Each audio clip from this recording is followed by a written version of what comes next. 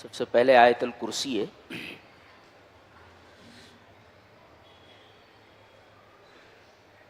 اس آیت کریمہ سے شیطان بہت دور بھاگتا ہے.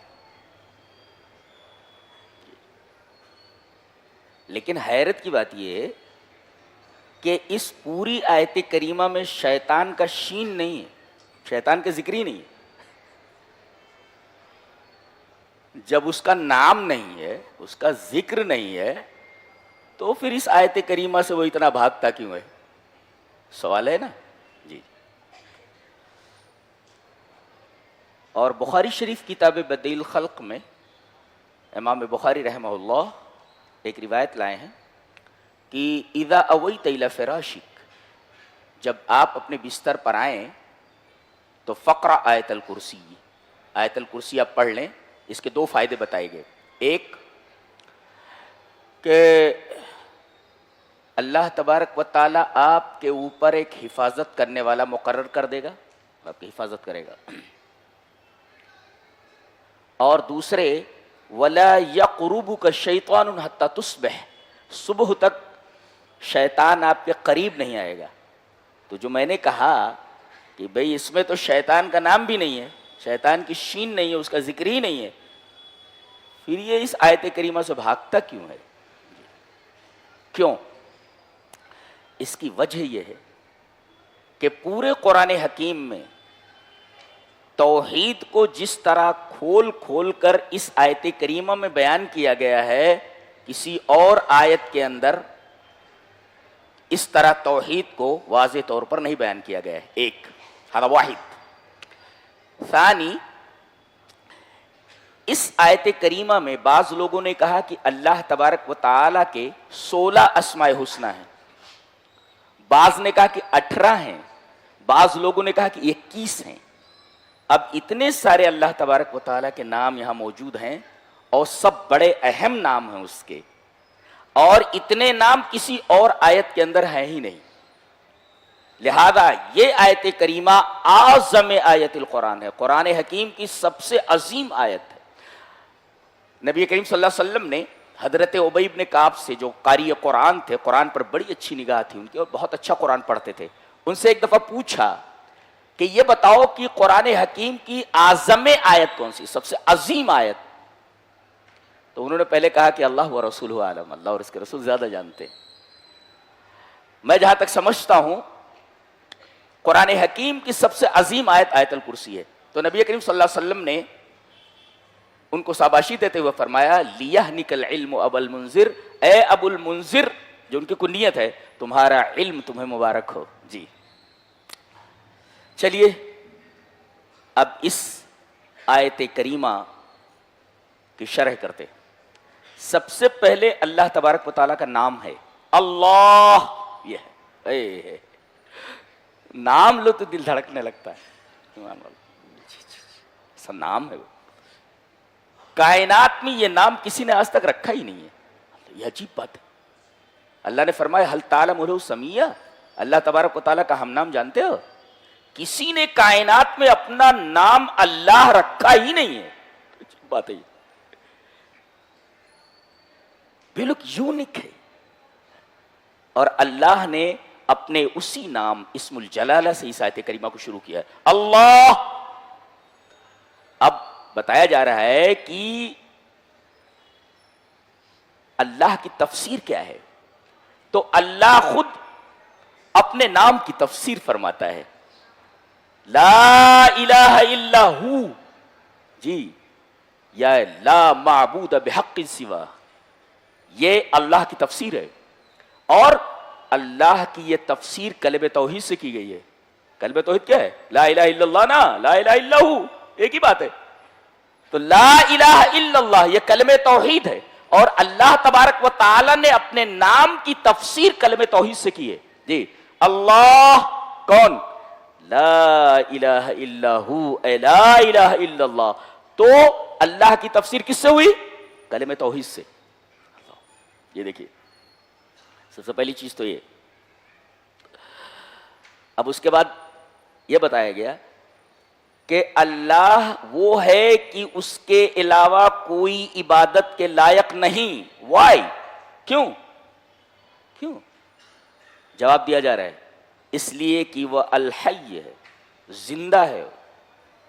اس کا مطلب یہ ہوا کہ اللہ تبارک و تعالی اس وجہ سے لائق عبادت ہے کہ وہ زندہ ہے.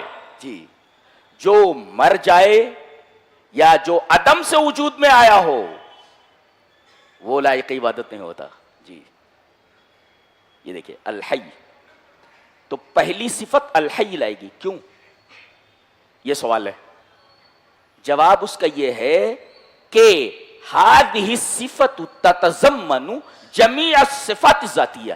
اللہ تبارک و تعالیٰ کی جتنی ذاتی صفات ہیں وہ سب اس کے اندر شامل ہیں، الحی کے اندر.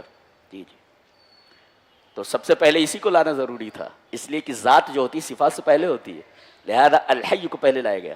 اچھا، جو زندہ ہوتا ہے کبھی کبھی اسے مدد کی ضرورت پڑتی ہے. جتنے زندہ ہیں سب کو مدد کی ضرورت پڑتی ہے. تو کیا اللہ ایسا زندہ ہے جس کو مدد کی ضرورت پڑتی ہے؟ اس شبہ کا جواب دیا گیا القیوم سے. القیوم کا مطلب قائم بنفسہ، خود قائم بنفسہ ہے. وہ قائم بشؤون عبادہ، وہ خود قائم ہے اور دوسروں کے قیام کا سبب ہے، اس کی وجہ سے ساری چیزیں قائم ہیں. جی جی جی، اس کا مطلب وہ خود قائم ہے، وہ کسی کی مدد سے وہ قائم نہیں ہے بلکہ پوری کائنات اس کی وجہ سے قائم ہے. تو قائم بنفسہ وہ قائم بشؤون عبادہ، خود وہ قائم بنفسہ ہی ہے اور دوسرے تمام بندوں کے معاملات کی نگرانی کرنے والا ہے. یہ ہے، یہ قیوم کا مطلب ہے.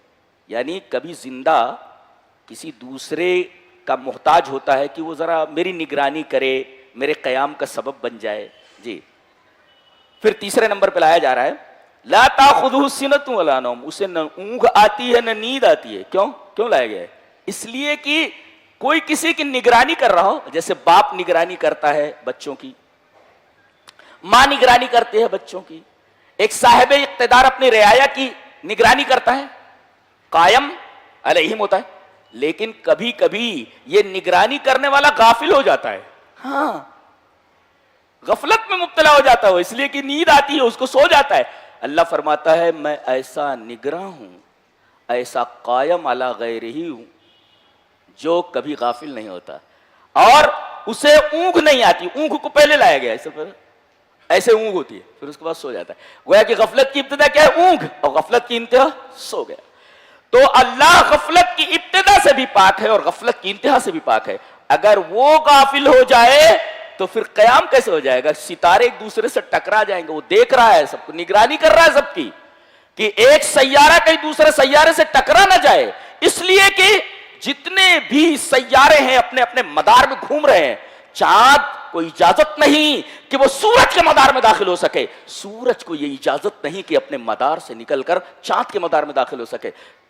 اللہ، کائنات اتنی بڑی ہے اور سب کو وہ دیکھ رہا ہے، سب کی نگرانی کر رہا ہے. وہ اگر وہ غافل ہو جائے پھر کائنات درہم برہم ہو جائے گی. اللہ، تو دل دہل جاتا ہے اللہ تبارک و تعالیٰ کی عظمت اور آیت الکرسی کو دیکھ کر کے. لا تاخذہ سنۃ ولا نوم، وہ غافل نہیں ہے، اسے نہ اونگ آتی ہے نہ نیند آتی ہے. وہ غفلت کی ابتدا سے بھی پاک ہے، غفلت کی انتہا سے بھی پاک ہے. اسے اونگ نہیں آتی، اسے نیند نہیں آتی. اب اس کے بعد دو چیزیں ہوتی ہیں. ایک ہوتی ہے ملک، آپ کسی چیز کے مالک ہیں، یہ گلاس ہے آپ اس کے مالک ہیں. ایک ہے کہ آپ بادشاہ ہیں. جی، بادشاہ کون ہوتا ہے؟ جو مالک کا مالک ہوتا ہے. مالک ہوتا ہے جو کسی چیز کا مالک ہو. اور بادشاہ کون ہوتا ہے؟ جو مالک کا مالک ہوتا ہے. جی، مالک کا مالک ہوتا ہے. تو پہلے ملکیت بتائی گی کہ یہ جو حی ہے، قیوم ہے، جسے نیند نہیں آتی، جسے اونگ نہیں آتی، اس کی ملکیت کیا ہے؟ بتایا گیا لہو ما فی السماوات و ما فی الارض. ماں جو ہوتا ہے عاقل اور غیر عاقل دونوں کے لیے آتا ہے. جس کے پاس عقل ہے اس کے لیے بھی، اور جس کے پاس عقل نہیں ہے، یعنی جاندار، حیوانات، جمادات، نباتات، ساری چیزیں ماں کے عموم میں داخل ہیں. تو یہ ساری چیزیں اس کی ملکیت ہیں. جی، سب کا مالک وہی ہے. اور لہو کو پہلے لایا گیا جو ظرف ہے، ظرف کو مقدم کر کے بتایا گیا لہو اسی کی ہے، اسی کی ہے ملکیت، یعنی اس کے علاوہ کسی اور کی ملکیت نہیں ہے کائنات میں. کائنات کے ذرے ذرے کا چاہے عاقل ہو یا غیر عاقل سب کا مالک وہی ہے. بابا گیری کی دھجی اڑا دی گئی ہے جی، جب ان کے پاس کچھ ہے ہی نہیں، جب وہ بادشاہ ہے سب اس کی ملکیت میں ہے تو یہ کیا دے سکتے ہیں، یہ کیا دے سکتے ہیں کسی کو؟ دھجیاں اڑا دی گئی ہیں، اس میں مکمل غیر اللہ کی نفی کر دی گئی. اس کے بعد یہ کہا جا رہا ہے اچھا ملکیت تو ہے، اچھا کوئی کسی چیز کا مالک ہو مگر اس کے پاس دبدبا نہ ہو، کوئی اس کے اوپر پریشر بنا لے اپنے فیصلے کو بدل دے. جیسے بادشاہ نے فیصلہ کیا کہ اس آدمی کو تاعمر جیل بھیج دیا جائے. اب جس کے بارے میں یہ فیصلہ بادشاہ نے کیا ہے اس کی بیوی آتی ہے اور بادشاہ کی بیوی سے ملتی ہے، رانی سے. رانی صاحبہ میرے شوہر کو آپ کے شوہر نے جیل بھیجوا دیا ہے، ذرا میری مدد فرمائے. اب یہ رانی راجا کے پاس آتی ہے، کیا جی تم نے ایک آدمی کو جیل میں ڈال دیا ہے، میں کہتی ہوں کہ اس کو جیل سے نکالو نہیں تو میرے قریب نہیں آنا. یہ دیکھو یہ دبدبا ہے، پریشر بنانا ہے. اللہ فرماتا ہے میرے اوپر کوئی پریشر نہیں بنا سکتا جی، ملکیت کے ساتھ جاہ بھی ہے، دبدبا ہے میرا. اللہ فرماتا ہے من ذا الذی یشفع عنده الا باذنہ، اس کی اجازت کے بغیر کون سفارش کر سکتا ہے، ان کو معاف کر دو ان کو معاف کر دو، ان کو یہ دے دو ان کو یہ دے دو. اور یہاں استفہام انکاری ہے، یہاں نفی میں جملے کو نہیں لایا گیا ہے جی. لا یشفع عنده الا باذنہ، من ذا الذی یشفع عنده الا باذنہ کہا گیا. اس کا مطلب یہ ہوتا ہے کہ الاستفہام اقوی من النفی، اس لیے کہ استفہام جو ہوتا ہے نفی سے اقوی ہوتا ہے جی. ایسا کہا جاتا اس کے پاس بغیر اس کی اجازت کے کوئی سفارش نہیں کر سکتا، یہ جملہ نافیہ ہے، جملہ نافیہ نہیں لایا گیا. یہ کہا جا رہا ہے کون ہے جو اس کی اجازت کے بغیر کسی کی سفارش کر سکے، ہو تو سامنے آئے. اللہ اکبر، دیکھ رہے ہیں آپ ایک طریقے کا چیلنج ہوتا ہے استفہام انکاری میں جی، کس کی اوقات ہے سامنے آئے. اگر ایسا کہا جاتا اس کے پاس اس کی اجازت کے بغیر کوئی کسی کی سفارش نہیں کر سکتا، جملہ نافیہ ہے. لیکن جملہ نافیہ نہیں لایا گیا، استفہام انکاری لایا گیا. استفہام انکاری جو ہوتا ہے نفی سے اقوی ہوتا ہے. من ذا الذی یشفع عنده الا باذنہ، کون ہے جو اس کی اجازت کے بغیر کسی کی سفارش کر سکے، اس کو یہ دے دو اس کو وہ دے دو، اس کو بیٹا دے دو اس کو بیٹی دے دو، اس کی فلاں مراد پوری کر دو. کون ہے جو اس کی اجازت کے بغیر سفارش کر سکے، ہو تو سامنے آئے. یہ مطلب ہے اس کا استفہام انکاری. کیا بات ہے. اچھا تو ایک تو ملکیت ہے، مالک ہے وہ، اور دوسرا ایسا مالک ہے جس کے پاس جا ہے، اس کے اوپر کسی کا پریشر نہیں بنتا، کوئی اس کے اوپر پریشر نہیں بنا سکتا. اس کی بیوی ہے یہ نہیں ہے کہ اس کے اوپر کوئی پریشر بنا سکے جی. انا یکون لہ ولد ولم تکن لہ صاحبہ، اس کی بیوی ہے ہی نہیں، کون پریشر بنائے گا اس کے اوپر. اچھا تو اب دیکھو ملکیت ہے، مالک ہے وہ، مالک کے ساتھ ساتھ دبدبا ہے، کوئی اس کے اوپر پریشر نہیں ڈال سکتا. لیکن ایک اور چیز کی ضرورت ہے، کیا؟ علم ہونا چاہیے. اس لیے کہ آدمی کے پاس ملکیت ہو، اس کی پوری حکومت ہو اور حکومت کے ساتھ دبدبا بھی ہو، لیکن اگر علم نہ ہو کہ فلاں جگہ کیا ہو رہا ہے جی، فلاں جگہ کیا ہو رہا ہے، کس اسٹیٹ کے اندر کیا چل رہا ہے، ما یدور فی مملکتہ، اس کی مملکت کے اندر کیا چل رہا ہے، علم ہونا چاہیے ایک بادشاہ کو جی. جو چیزیں اس کی ملکیت میں ہیں، ایک کمپنی کا مالک ہو گھر میں بیٹھا رہے خالی، اس کو معلوم نہ ہو، علم نہ ہو کہ کیا چل رہا ہے اس کی کمپنی کے اندر، کمپنی ڈوب جائے گی جی. تو اس کو معلوم ہونا چاہیے کہ ما یدور فی مملکتہ، کہ اس کی مملکت کے اندر کیا چل رہا ہے. اللہ فرما رہا ہے میں اس پوری کائنات کا مالک ہوں اور میں جانتا ہوں کہ کہاں کیا چل رہا ہے. کون لوگ ہیں جو مجھے چھوڑ کر دوسروں کو سجدہ کرتے، مجھے معلوم ہے. کون ہے جو میری ملکیت میں ہیں، میری کھاتے ہیں اور گاتے کسی اور کا ہیں جی. ہم کو معلوم ہے کہاں کیا چل رہا ہے، ہماری پوری نگاہ ان کے اوپر ہے. کائنات کا ذرہ ذرہ میری نگاہوں کے سامنے ہے، یہ علم ہے. تو ملکیت کے لیے ضروری ہے جا ہو، کوئی دبدبا اس کے اوپر نہ ڈال سکے، اتنا اس کے پاس دبدبہ، اور تیسرے دبدبے کے ساتھ ساتھ علم ہونا چاہیے۔ اچھا علم کتنا ہونا چاہیے؟ علم کامل ہونا چاہیے، علم تام، مکمل علم ہونا چاہیے جی، علم ناقص نہیں چلتا ہو۔ اگر اس کے پاس ناقص علم ہے تو پھر کہیں بھی فساد ہو سکتا ہے، علم کامل ہونا چاہیے۔ اللہ فرما رہا ہے میرے پاس علم کامل ہے، فرما رہا ہے یعلم ما بین ایدیہم وما خلفہم، وہ حاضر کو بھی جانتا ہے، ماضی کو بھی جانتا ہے، مستقبل کو بھی جانتا ہے، کیا ہوا اس کا بھی علم ہمیں ہے، کیا ہو رہا ہے اس کا بھی علم ہمیں ہے، اور کیا ہونے والا ہے اس کا بھی علم ہمیں ہے۔ ہم ماضی، حال، مستقبل تینوں زمانوں کے اوپر نگاہ رکھے ہوئے ہیں، تینوں زمانوں کے اوپر ہماری نگاہ ہے۔ اللہ، اس کو کہتے ہیں علم کامل۔ اچھا اب سوال پیدا ہوا کہ انسانوں کے پاس بھی تو علم ہے۔ اللہ فرما رہا ہے دو چیزیں ہیں، وَلَا يُحِيطُونَ بِشَيْءٍ مِّنْ عِلْمِهِ إِلَّا بِمَا شَاءَ، ایک تو جو کچھ علم ملا ہے لوگوں کو وہ اللہ کی مشیت سے ملا ہے جی، ایک ہماری دین ہے وہ جو ملا ہے اللہ کی مشیت، بما شاء، اللہ کی مشیت، اور دوسرے جو علم ملا ہے تھوڑا ملا ہے جی، وَلَا يُحِيطُونَ بِشَيْءٍ مِّنْ عِلْمِهِ، لا کے بعد نکرہ لایا گیا، اور نکرہ تحت النفی تو عموم کا فائدہ دیتا ہے، علم تھوڑا ہے۔ ابھی دیکھو ایک ڈاکٹر کو دیکھو، کہہ رہے ہیں کون ہے یہ؟ بولے آئی اسپیشلسٹ ہے۔ اچھا ذرا دیکھیے میری آنکھ میں کیا ہے، دیکھا چیک کیا، نہیں سمجھ میں آ رہا ہے، پھر وہ بڑے ڈاکٹر کو ریفر کرتا ہے، پھر جب بڑا ڈاکٹر بھی ہتھیار ڈال دیتا تو کہتا ہے امریکہ لے جاؤ، اور امریکہ پہنچتے پہنچتے امریکہ کا ڈاکٹر بولتا بینائی چلی گئی، آنکھ کے اندر جو قوت تھی دوبارہ لے آنا۔ ایک آرتھوپیڈک سرجن ہے، زندگی بھر اس کے اوپر اس کا ریسرچ کرتا ہے، لیکن کبھی کبھی پیر کاٹنا پڑتا ہے، وائی؟ کیوں؟ اس لیے کہ اس کے پاس علم تام نہیں ہے، علم ناقص ہے جی، اسی وجہ سے احاطے کا لفظ ہے، وَلَا يُحِيطُونَ بِشَيْءٍ، علم جو دیا گیا ہے علم کے لیے احاطہ ہونا چاہیے، علم گھیرے ہوئے ہو اس کو، جب علم احاطہ کیے رہے گا تب آپ غلطی نہیں کر سکتے، اور علم اگر احاطہ نہ کیے ہوئے ہو، گھیرے ہوئے نہ ہو، تو ناقص علم ہے۔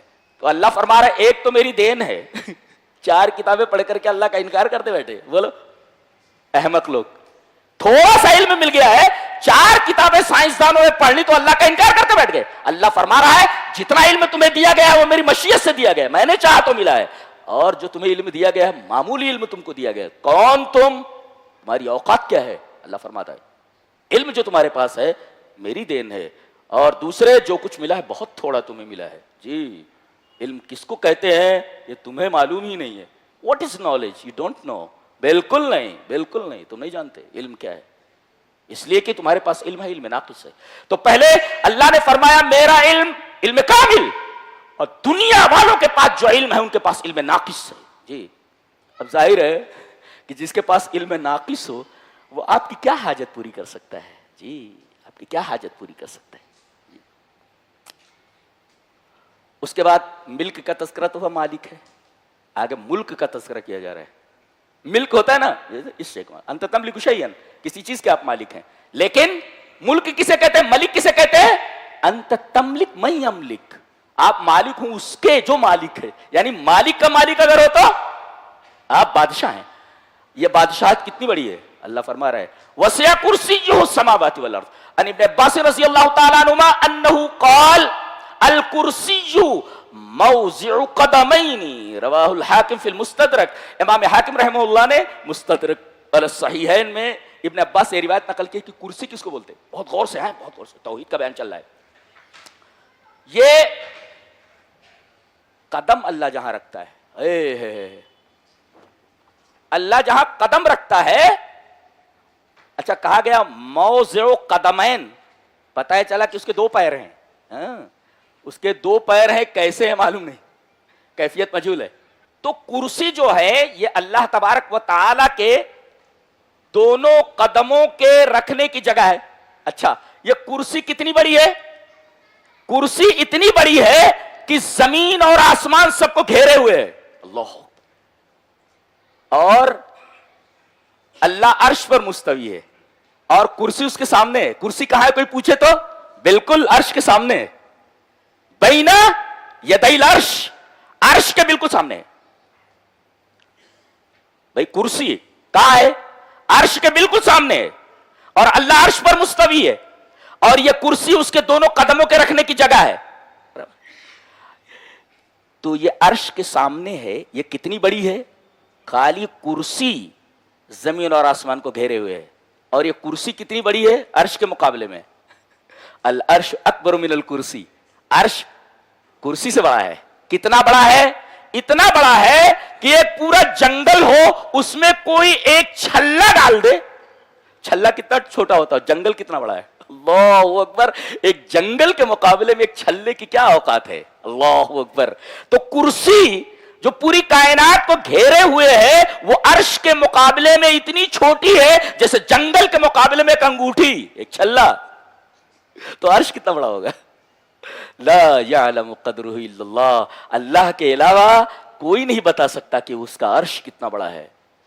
تو کرسی اتنی عظیم ہے جو کائنات کو گھیرے ہوئے، اور اس سے بڑا اس کا عرش ہے، عرش عظیم ہے، تو جو اس پر مستوی ہے وہ کس قدر عظیم ہوگا جی۔ اسی وجہ سے اس سورہ کریمہ کا اختتام اسی صفت کے ساتھ ہے، وَهُوَ الْعَلِيُّ الْعَظِيمُ، آیت کریمہ ختم۔ کرسی اتنی عظیم ہے کہ پوری کائنات کو گھیرے ہوئے، اور یہ کرسی عرش کے مقابلے میں اتنی چھوٹی ہے جیسے جنگل کے مقابلے میں ایک انگوٹھی جی۔ اور جو عرش پر مستوی ہے وہ کس قدر عظیم ہوگا، رونگٹے کھڑے ہو جانے چاہیے، ہمارا رب اتنا عظیم الشان ہے، اس کو چھوڑ کر کے اگر کوئی کسی کے پاس مانگنے جائے، اس کا مطلب ما قدر اللہ کا قدری، اللہ تبارک و تعالیٰ کی قدر ہی نہیں سمجھی اس نے۔ اور آیت الکرسی میں اللہ تبارک و تعالیٰ کی عظمت کو سمجھایا گیا کہ وہ کیا ہے جی جی جی۔ وسع کرسیہ السماوات والارض، کرسی کا لفظ ایک جگہ اور آیا ہے جی، حضرت سلیمان کے لیے، بس علی کرسیہ جسدن، ان کی کرسی کے اوپر ہم نے ایک بدن ڈال دیا، ایک لاش ڈال دی بچے کی یا کسی کی، تو کرسی کا لفظ حضرت سلیمان کے لیے آیا ہے۔ اور کون تھے سلیمان بتاؤ؟ کوئی عام آدمی تھے؟ بادشاہ تھے جی۔ تو بادشاہ کے لیے جو کرسی ہوتی ہے نا، کرسی، اللہ تبارک و تعالیٰ ملک ہے، وہ اس کے لیے کرسی ہے۔ ان لوگوں کی کرسی تو چھوٹی موٹی ہوتی ہے، تخت چھوٹا موٹا ہوتا ہے، اور اس کی کرسی ایسے جہاں وہ پیر، موضع قدمین، دونوں قدموں کے رکھنے کی جگہ اتنی بڑی ہے کہ پوری کائنات کو گھیرے۔ اس سے بڑا عرش، عرش کتنا بڑا ہے، لا یعلم قدرہ الا اللہ، لا یعلم قدرہ الا اللہ، اور جو اس پر مستوی ہے وہ کتنا عظیم الشان ہے، یہ بتایا گیا۔ وسع کرسیہ السماوات والارض، اس کی کرسی آسمان اور زمین کو گھیرے ہوئے ہے، گھیرے ہوئے جی۔ اچھا، اتنی بڑی کائنات ہے، اتنی بڑی کائنات ہے، کیا اس کو سنبھالنے میں اسے تکلیف ہو رہی ہے؟ لفظ کیسے استعمال کیا گیا دیکھو، وَلَا يَئُودُهُ حِفْظُهُمَا، اس کی حفاظت اس کے اوپر بھاری نہیں ہے۔ آدمی ایک گھر کی حفاظت نہیں کر سکتا، بچہ کہاں جا رہا ہے، بچی کہاں جا رہی ہے، خود کہاں جا رہے ہو پتہ نہیں، پوری کائنات کا ذرہ ذرہ اس کی نگاہوں کے سامنے ہے، اور بھاری نہیں ہے اس کے اوپر۔ لا یعودہ اے لا یثقلہ جی۔ عود کا مطلب سمجھتے ہیں؟ عود کا ولا یعود، عود کا مطلب ہوتا ہے کوئی چیز سیدھی ہو، ایسے ایسے ایسے کوئی چیز سیدھی ہو، اور اس کے بعد ایسے جھکا دی جائے، ایسے ایسے ایسے جھکا دی جائے، اس کو کہتے ہیں عود۔ عود، عود میں جھکنا، جیسے ہوتا ہے نا، بعض مرتبہ کوئی شریر لڑکا مکتب میں ہوتا ہے تو استاد کیا کرتا ہے، ادھر آ، چل مرغا بن جا، اب اسے مرغا بنا دیتے ہیں، ایک سیدھی چیز ٹیڑھی ہو گئی، اس کے اوپر 2-3 اینٹیں رکھ دیتے ہیں، دیٹ از کالڈ عود۔ تو کسی کے اوپر بوجھ لاد دیا جائے تو جھک جاتا ہے۔ تو اللہ تبارک و تعالیٰ اتنی بڑی کائنات کا بادشاہ ہے، کیا اس کی حفاظت اس کے اوپر گراں ہے کہ وہ جھک جائے؟ لا، نہیں جھکتا۔ وَلَا يَئُودُهُ حِفْظُهُمَا، پوری کائنات کی حفاظت اس کے اوپر بھاری نہیں ہے۔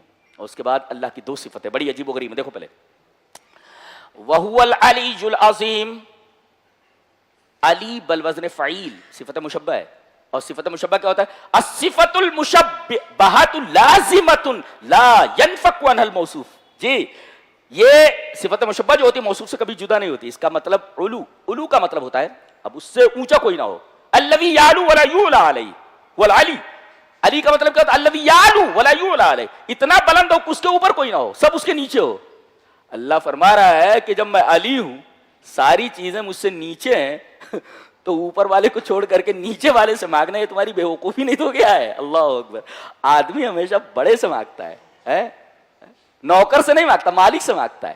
جی, نوکر تو جھکا ہوا ہے, تو اللہ علی ہے, بلند ہے, وہ عرش پر مستوی ہے. تو اللہ کا عرش عرش عظیم, جی, اور کائنات کی سب سے بڑی چیز ہے وہ, اس سے بڑی مخلوق کوئی نہیں ہے, ذہن میں رکھا جائے.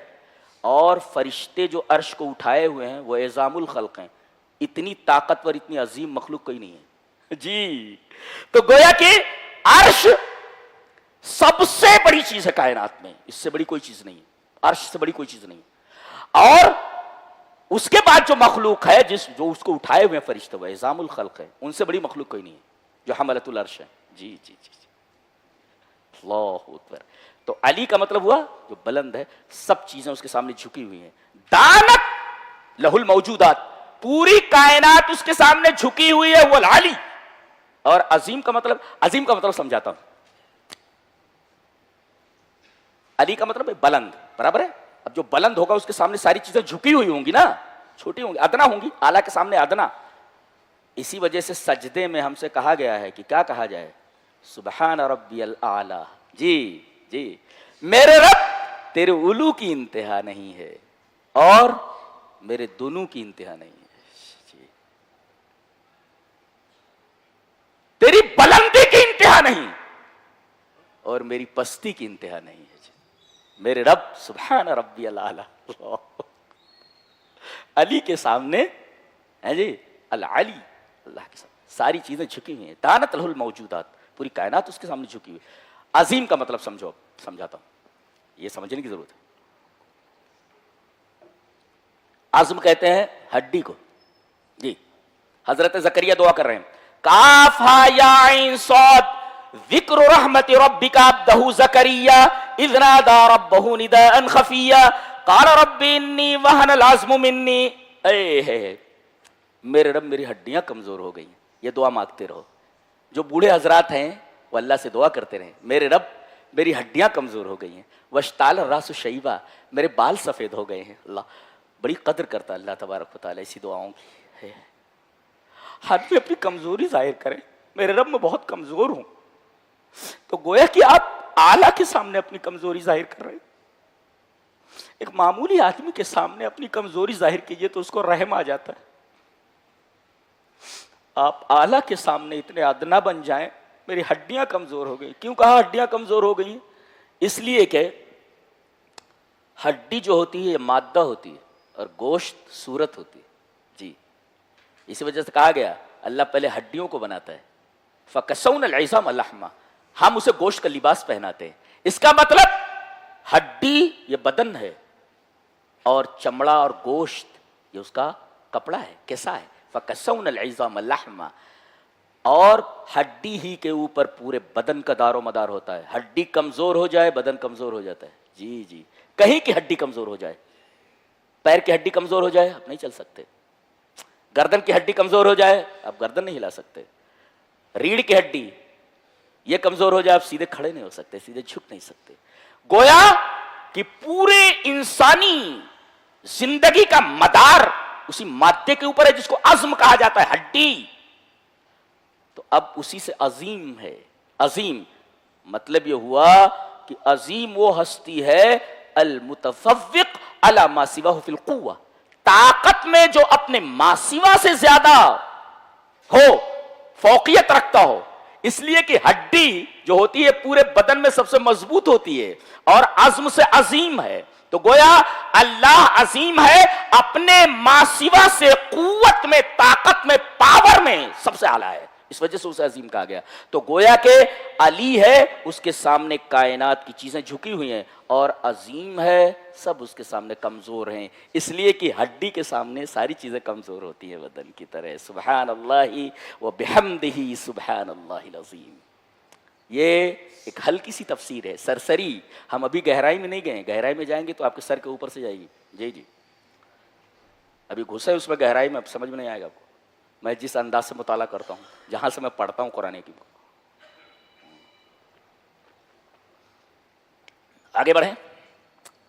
اللہ تبارک تعالیٰ فرماتا ہے ایمان والوں کا اللہ کارساز ہے. یخرجہم من الظلمات الی النور. قرآن حکیم میں جہاں ظلمت کا تذکرہ آتا ہے, تاریکی کا, وہاں جمع استعمال کرتا ہے. جی, یجمع الظلمات ویفرد النور. یجمع الظلمات ویفرد النور. ہمیشہ قرآن میں ظلمات کو, تاریکیوں کو جمع لاتا ہے, لیکن نور کو واحد لاتا ہے, سنگولر لاتا ہے. اندھیروں کو پلیورل اور نور کو, روشنی کو سنگولر. وائی؟ کیوں؟ اس لیے کہ نور کا مصدر, مصدر مانے نکلنے کی جگہ, نور کا مصدر صرف ایک ہی ہے, آسمان. وہاں سے نور آتا ہے. وَمَن لَّمْ يَجْعَلِ اللَّهُ لَهُ نُورًا فَمَا لَهُ مِن نُور. اللہ کسی کو نور آسمان سے نہ عطا کرے, اسے نور نہیں ملتا. جی, تو نور کا ایک ہی مصدر ہے, کیا؟ اللہ. وہیں سے آتا ہے نور. اور تاریکیاں شیطان کی طرف سے, اتباع الشیاطین کی طرف سے, نفس کی طرف سے. اس لیے مصادر متنوع ہے نا, مصادر متعدد ہے, اس کے مصادر کئی ہیں. لہذا اللہ تبارک و تعالیٰ کہہ رہا ہے کہ اندھیروں کے مصادر متنوع ہیں, متعدد ہے, اور نور کا مصدر صرف ایک ہی ہے, اس کے مصادر نہیں, ایک ہی جگہ سے آتا ہے, آسمان سے. اور یہ تاریکیاں ہیں, یہ سب یہاں سے آتی ہیں, شیاطین کی طرف سے, نفس کی طرف سے. لہذا اگر آپ کو نور حاصل کرنا ہے تو اسی مصدر سے جڑو جو ظلمات سے نکال کر آپ کو روشنی کی طرف لاتا ہے. فہمتم؟ جی. اس کے بعد ابراہیم علیہ السلام کا اور نمرود کا مناظرہ دکھایا جا رہا ہے.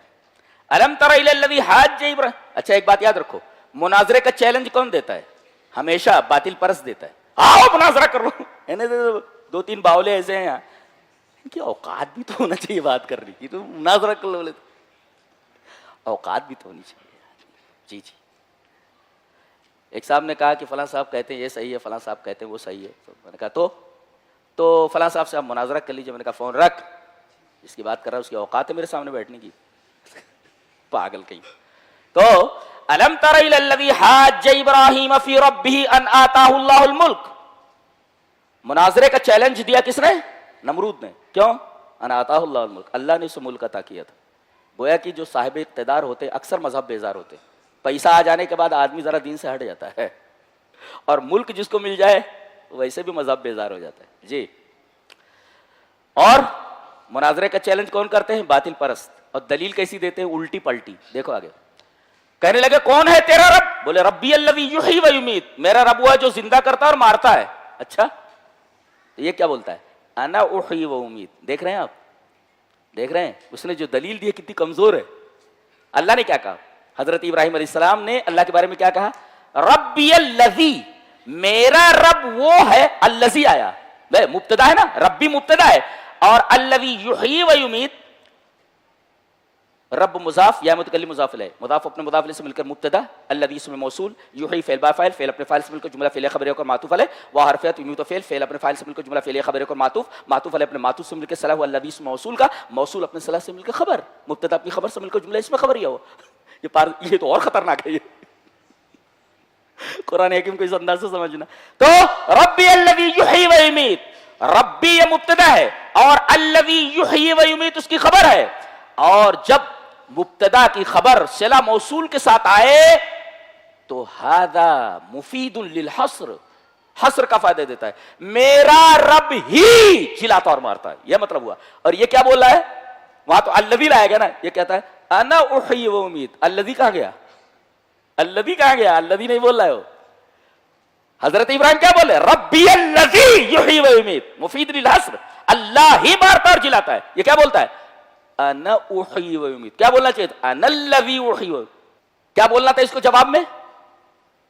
دلیل دی حضرت ابراہیم نے, ربی الذی یحیی و یمیت, میرا رب ہی جلاتا اور مارتا. یہ بولتا ہے انا احیی و یمیت. تیری دلیل میں تو ویسے سقم ہے, تیرے دلیل میں ویسے ویکنس ہے, کمزوری ہے. ایسا بولنا چاہیے تھا انا الذی احیی و یمیت. اور حماقت کیسی کرتا ہے وہ؟ دو آدمیوں کو بلاتا ہے, ایک کو قتل کر دیتا ہے, ایک کو چھوڑ دیتا ہے. جس کے بارے میں یہ تھا کہ اسے چھوڑ دیا جائے اسے قتل کر دیتا ہے, اور جس کو قتل کیا جانا تھا اسے چھوڑ دیتا ہے. کہتا ہے انا احیی و امیت. کتنی بیوقوفانہ دلیل ہے. اس کو کہتے ہیں اقتل و اترک لا احیی و امیت. میں قتل کرتا ہوں اور چھوڑ دیتا ہوں, یہ ہے مطلب اس کا. میں قتل کرتا ہوں, مار دیا اس کو, اترک میں اس کو چھوڑ دیتا ہوں, یہ مطلب ہے. احیی و امیت کیسے کہتا ہے؟ یہ مغالطہ ہے، یہ اس کو مغالطہ کہتے ہیں مناظرے کی زبان میں، سفسطہ ہے یہ دلیل میں سقم ہے، ویکنس ہے۔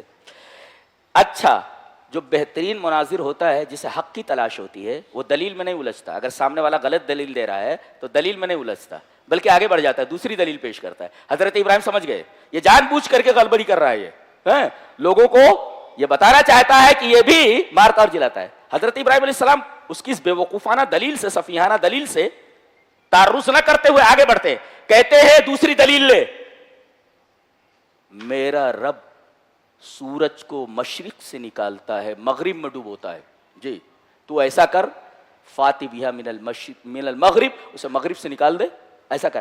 یعنی تو مردے کو زندہ کیا کرے گا اور زندے کو مردہ کیا کرے گا تو؟ ارے تو جسم متحرک کو ذرا اس کا رخ بدل کر کے دکھا دے، جسم متحرک کے اندر تبدیلی کر کے بتا دے۔ سورج جسم متحرک ہے، جی اس کے اندر ذرا تبدیلی کر کے بتا دینا، جسم متحرک کی حرکت میں تبدیلی کر کے بتا دے۔ تم مارے گا اور جلائے گا کیا؟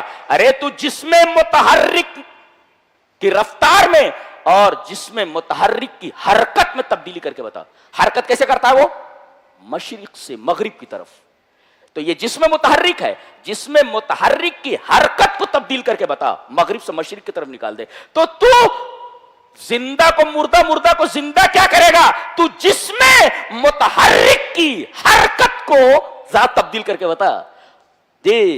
موونگ سبسٹینس اگر ہو، موونگ شے ہو اگر کوئی، تو اس کی موو کو ذرا بدل کر کے دکھا، چینج کر کے، جی کیا مارے اور جلائے گا، چینج کر کے بتا اس کی حرکت کو۔ فبہت الذی کفر، کہتے ہیں کہ کافر یہ جو ہے یہ مبہوت رہ گیا۔ کیوں؟ وہ بول سکتا تھا نا کہ میں ہی ہوں جو مشرق سے نکالتا ہوں مغرب میں ڈبوتا ہوں، تو اپنے رب سے بول۔ حضرت ابراہیم کے بارے میں اسے معلوم تھا کہ اگر میں یہ بولوں گا تو ڈائریکٹ مغرب سے سورج نکل آئے گا، جی جی مغرب سے سورج نکل آئے گا، یہ بیوقوفی نہیں کر سکتا تھا وہ۔ اور دوسرے اس سے بڑی عمر کے لوگ وہاں بیٹھے ہوئے تھے، وہ دیکھ رہے تھے پیدا نہیں ہوا تھا تب سے سورج مشرق سے نکل رہا ہے مغرب میں۔ جھوٹ بولتا ہے یہ، جھٹا ہے یہ، کاذب ہے، کاذب جھوٹا ہے تو تیری پیدائش جمعہ 8 دن کا ہے ہمارے سامنے، تو بولتا ہے مشرق سے مغرب نکال، بیوقوف کہیں کا۔ تو یہ مناظرہ ہے جناب علی جی۔ تو گویا کہ مناظرے کا چیلنج کون دیتا ہے؟ باطل پرست۔ اور اپنی باطل پرستی کی تائید میں دلیل کیسی دیتا ہے؟ جس کے اندر دنیا بھر کے اسقام ہوں، دنیا بھر کی ویکنیسز ہوں، جی۔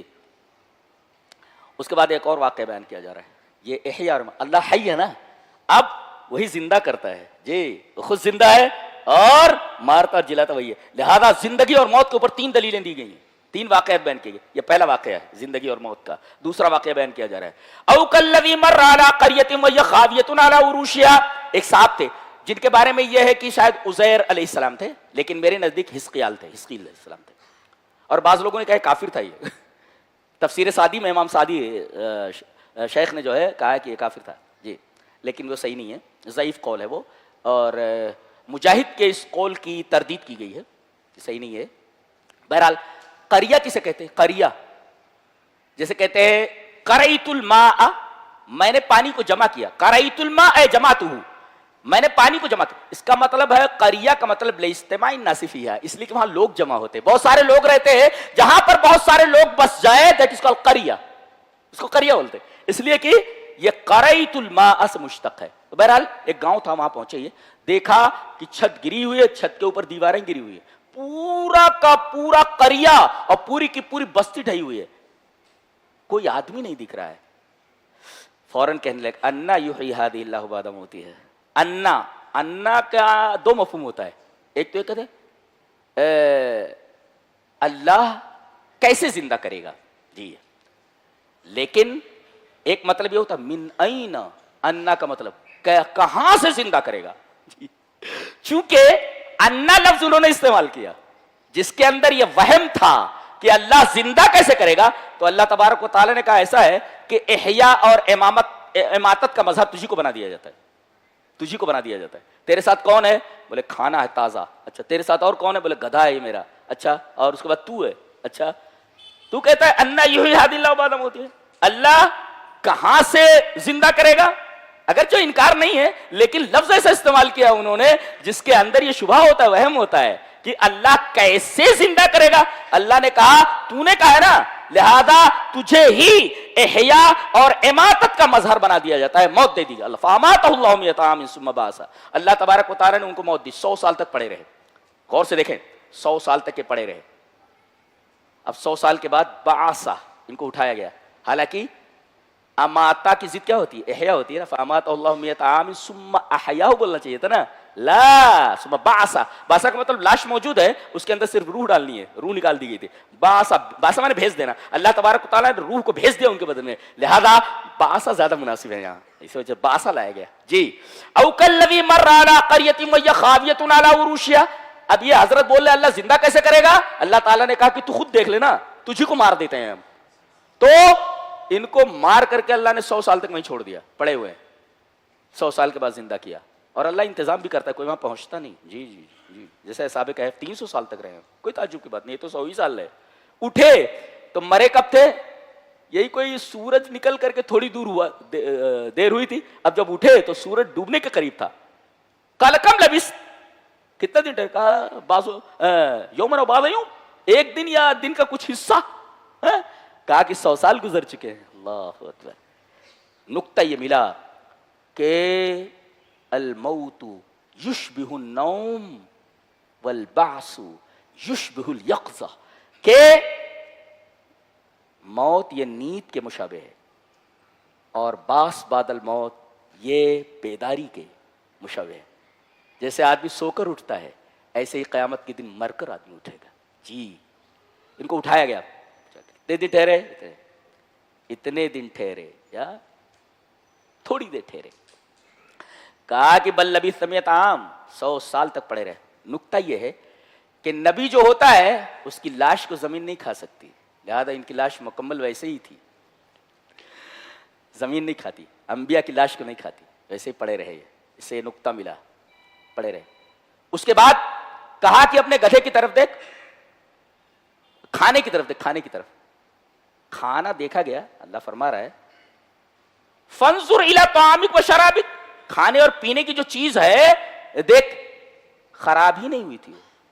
ہاں اللہ اکبر. کأنہا لم تمر علیہ السنون، ایسا لگتا ہے جیسے مرور ایام ہوا ہی نہیں ان کے اوپر، جیسے وقت ہے وقت ہے. اب یہ تین چیزیں ہیں. ایک نبی ہے برابر ہے، اور ایک کھانا پینا ہے، اور ایک گدھا ہے. وقت ایک رفتار سے چل رہا ہے نا، لیکن کھانا ویسے کا ویسا ہے 100 سال کے بعد بالکل تازہ، جبکہ اسے سب سے پہلے خراب ہونا چاہیے. کیوں؟ لِأَنَّ الطَّعَامَ وَالشَّرَابَ مِنْ أَسْرَعِ الْأَشْيَاءِ فَسَادًا. سب سے پہلے کھانا خراب ہوتا ہے، اتنی جلدی کھانا پینا بہت جلدی خراب ہو جاتا ہے. جی تو سب سے پہلے اسے خراب ہونا چاہیے تھا. اللہ تعالیٰ نے کہا بالکل تازہ ہے یہ 100 سال کے بعد بھی ہے. اور گدھے کو دیکھ، اس کی ہڈیاں میں نے باقی ہڈیاں بھی ختم ہو جاتی تھیں، وہ دیکھ سڑ گیا ہے. جی اور تو بھی مرا پڑا تھا، تجھے 100 سال تک ہم نے ایسے رکھا، تیرے بدن کو زمین نے نہیں کھایا ہے. وقت ایک ہی رفتار سے گزر رہا ہے، لیکن کھانے پر الگ سے، گدھے پر الگ سے، اور ان کے اوپر الگ سے. یہ آئنسٹائن کا نظریہ اضافیت ہے، the theory of relativity. یہ قرآن حکیم نے بیان کیا ہے. وقت ایک ہی رفتار سے گزر رہا ہے لیکن مختلف انداز سے. گویا وقت کا پورا کنٹرول اللہ تبارک و تعالیٰ کے ہاتھوں میں ہے. آپ انسانوں کو تو چھوڑیے، وقت جو گزر رہا ہے وقت کی رفتار بھی رب تعالیٰ کے ہاتھوں میں. اللہ اکبر. آدمی پاگل ہو جائے بھائی، یہ کیسی کتاب ہے. سبحان اللہ وبحمدہ سبحان اللہ فسبحان من ھذا کلامہ. پاک ہے وہ جس کا یہ کلام ہے.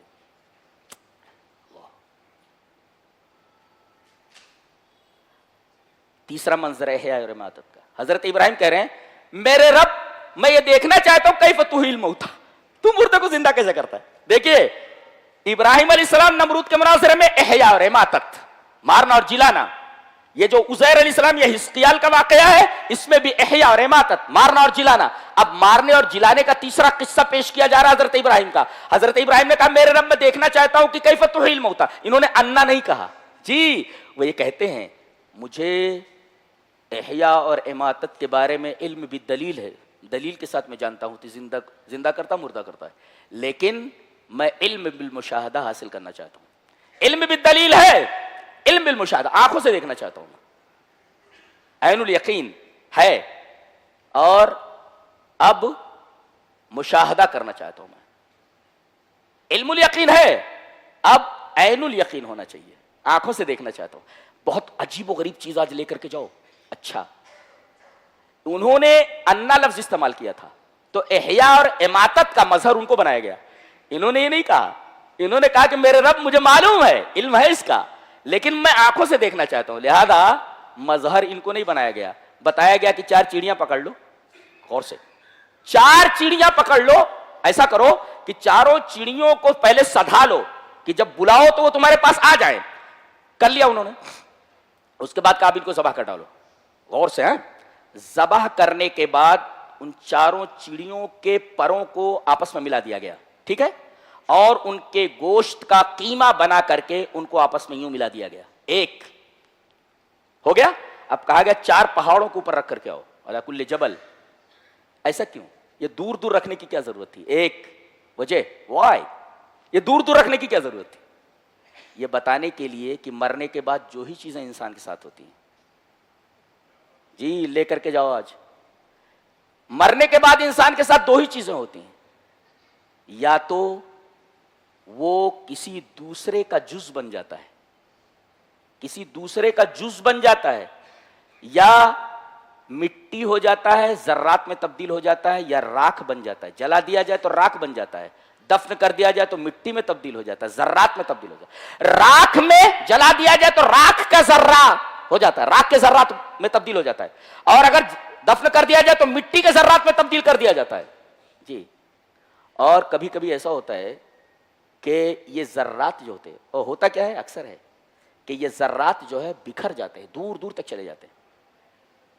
آدمی کو جلا دیا گیا، راکھ کے ذرات میں تبدیل ہو گیا، اب راکھ کو اڑا دیا گیا، راکھ کے ذرات کہاں کہاں پہنچ گئے، اللہ اکبر، دور چلے گئے۔ اللہ نے فرمایا کتنی بھی دور چلے جائیں، جی ان کو ذرا پہاڑ کے اوپر رکھ کر کے آ، اس لیے کہ ذرات دور چلے جاتے ہیں نا، تو پہلے دور رکھ کر کے آ، جی۔ اور دوسرے کسی دوسرے جسم کا جز بن جاتے ہیں، مثلا شیر نے کھا لیا کسی کو، جی شیر نے کھا لیا ہے، اب شیر نے اس کو کھا لیا تو شیر کے بدن کا جز بن گیا، ایک جسم دوسرے جسم کا جز بن گیا، ایسا ہے، مل گیا اس میں، مخلوط ہو گیا۔ یہی 2 شکلیں ہیں۔ اب اللہ نے کہا کہ ان کو ذبح کر کے ان کے گوشت کو آپس میں مخلوط کر دے، ایسے جیسے کسی شیر نے کسی انسان کو کھا لیا ہے تو شبہ ہو سکتا ہے کہ جب شیر نے اس کو کھا لیا تو یہ انسان کا جسم شیر کے جسم کا جز بن گیا، ہم اس کو کیسے نکالیں گے وہاں سے؟ تو ایسے ملا لینا، مخلوط کر لے، وہاں بھی مخلوط ہو گیا ہے، خلط ملط ہو گیا ہے، ایسے ہی گوشت کے اندر بھی خلط ملط کر لے، چاروں چڑیوں کے گوشتوں کو آپس میں ملا لے، ایک طریقہ تو یہ، اور دور رکھ کر کے آ جائے، اس لیے کہ ذرات جو ہوتے ہیں وہ دور چلے جاتے ہیں، اب بلا ان کو تو دور جو ذرات ہیں وہ تیرے پاس آ جائیں گے، اور جو مخلوط ہیں ایک دوسرے سے نکل کر کے الگ آ جائیں گے۔ اس کا مطلب شیر بھی مر گیا ہے، لیکن اللہ تبارک و تعالیٰ کو معلوم ہے کہ شیر میں انسان کے اجزاء کتنے، شیر کے اجزاء کتنے، سب نکل کر کے آ جائیں گے۔ یہ 2 چیزیں بیان کی گئی یہاں، ایک تو ہر پہاڑی کے اوپر رکھ کر کے، اور دور ایک ذرات دور چلے گئے، اور دوسرے تمام گوشتوں کو آپس میں ملا دو چاروں سے، اس لیے کہ مخلوط ہو جاتے ہیں تو شبہ پیدا ہو سکتا ہے کہ ایک جسم دوسرے جسم کا جز بن جائے تو اس کو نکالا کیسے جائے؟ اس طریقے سے نکالا جاتا ہے۔ سامنے دیکھو، اللہ اکبر، سبحان اللہ و بحمدہ، سبحان اللہ العظیم، یہ ہمارا رب ہے جی۔ کیا کیا بیان کیا جائے، دل ہیبت میں آ جاتا ہے۔ اللہ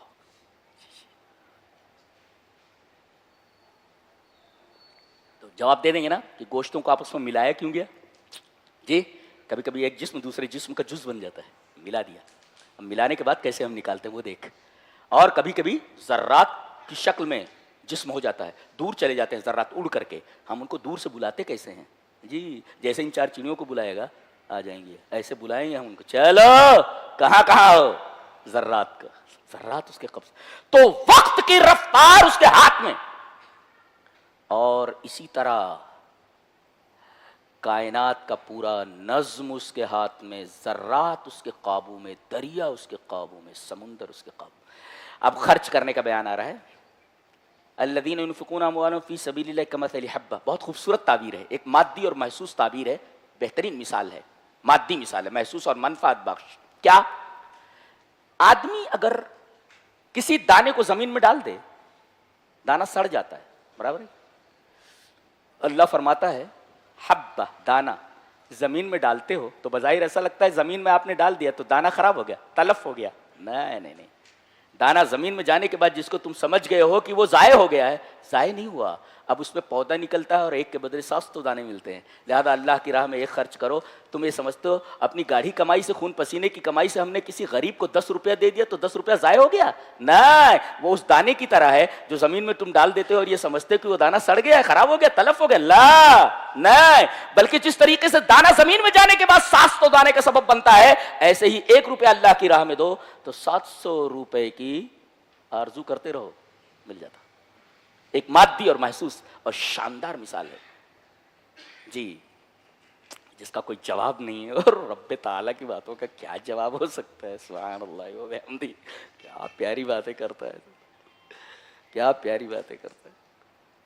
کیا بنوں، کیا چھوڑوں، کیا سوال، حیرت ناک باتیں ہیں سب جی. سود کا بیان آگے آ رہا ہے. خرچ کرنے کا معاملہ ہوتا ہے تو سود، اللہ تبارک تعالیٰ نے کہا کہ سود حرام ہے، تو کفار نے کہا انما البیع مثل الربا، تجارت بھی تو سود کی طرح ہے. بھائی یہ گلاس ہم نے 10 روپے میں خریدا، 15 روپے میں بیچا، اب ہم کسی کو 100 روپیہ دیتے ہیں، 1 مہینے کے بعد 110 روپیہ لے لیتے ہیں. یہ تو انما البیع مثل الربا، تجارت تو سود کی طرح ہے، سود تجارت کی طرح ہے. اللہ نے فرمایا یہ تمہارے دماغ کا خبط ہے، یہ تخبط الشیطان من المس، اسی وجہ سے کہا گیا.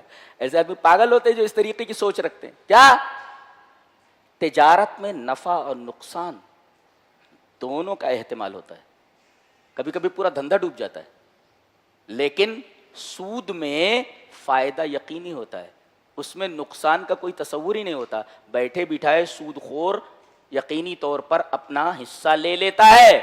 تو تجارت، یہ سود تجارت کی طرح کیسے ہوا؟ اس لیے کہ تجارت میں نفع نقصان دونوں کا احتمال ہوتا ہے، اور سود میں سود خور کا نفع یقینی ہوتا ہے، اس میں خسارے کا تصور نہیں ہوتا. آج حکومتیں دنیا بھر کا قرض لے لیتی ہیں جی سود پر. اب اس سود کے اوپر سود مفرد اور سود مرکب چڑھتا رہتا ہے، اور ادائیگی کے لیے ٹیکسوں کا بار کس کے اوپر ڈال دیا جاتا ہے؟ چلو بھائی ہم لوگ تو آئیے ہیں، اللہ اللہ خیس اللہ، ہم لوگ تو ہیں، چوسو خون ہم لوگوں کا اچھی طرح، چوسو جی. تو اللہ تبارک تعالیٰ نے ارشاد فرمایا کہ بھئی سود پر مت دو، نہ سود لو نہ سود دو. تو اب سود سے جب آپ کو منع کر دیا گیا تو متبادل دینا چاہیے نا. قرآن حکیم کا یہ انداز ہے، کسی چیز سے منع کرتا ہے تو متبادل دیتا ہے. زنا مت کرو، متبادل شادی جی. تو جس چیز سے منع کرتا ہے اس کو متبادل دیتا ہے. تو سود سے منع کیا تو متبادل قرض. آگے آیت دین آ رہی ہے جی، یا ایھا الذین آمنوا اذا تداینتم بدین، قرض دو. اچھا اس کے بعد لکھ لو تاکہ جھگڑا وگڑا نہ ہو جی، اور وقت متعین کر لو. وقت متعین کے اوپر نہ دے سکے، غریب ہے تو تھوڑا اور مہلت دے دو، ٹھیک ہے. مہلت مل گئی، نہیں دے سکا، اور مہلت دے دو، اور نہیں دے پا رہا ہے معاف کر دو. اس کے بعد آیت آ رہی ہے واتقوا یوما ترجعون فیہ الی اللہ، اللہ کی طرف تم سب لوٹا ہو جائے گا، پورا وہیں مل جائے گا نا. تو دیے وہ 10 روپیہ، اس کے بعد 10 لاکھ مل رہا ہے، کہاں گھاٹا ہے بھائی؟ قیامت میں تو سب ملنے والا ہے، لہذا معاف کر دو. کیا تعلیم ہے یار، کیا تعلیم، جواب نہیں اس تعلیم کا. قربان جاؤں اللہ تبارک و تعالیٰ کے کلام کا. میں کن کن آیتوں کی تفسیر کروں آپ کے سامنے، وقت دیکھ رہے ہیں جی.